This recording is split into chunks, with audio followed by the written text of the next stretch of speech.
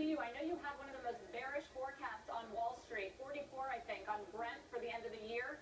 Do you take that higher, given what we've seen in the last few weeks in terms of this rebound in prices?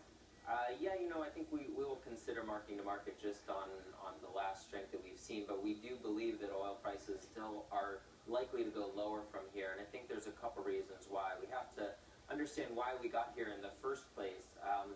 Refinery margins have been exceptionally strong. We're in the dead of winter, and the market is going to focus on several indicators as to why prices are expected to be higher later on in the year, and the market has been very focused on the rig count. So what we saw in the last couple of weeks is rig count falling pretty precipitously by about 80 or 90 rigs per week. But we think that there's more important things to be focused on, and that rig count doesn't tell the whole story. Like what? What's going to drive them lower, it sounds like you're saying, before then they go higher in the second half of the year? Well, we think that because we're right in the middle of winter right now, as we move into the shoulder season for demand, we're likely to see some weakness again.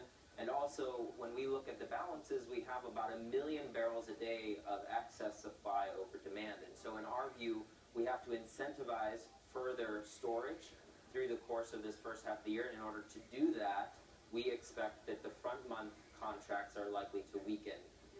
Hey, Michael, just a couple of quick questions. Why does the decline in the rig count not necessarily mean that production is cut? Well, I think there's a couple things that you need to take into account. First, we expect that drilling productivity is expected to increase over the course of this year, and it has already. The other thing is that there's a delay or a lag between the time that you drill a well and the time that you connect it. There's also other things related to the rig count that you need to take into account.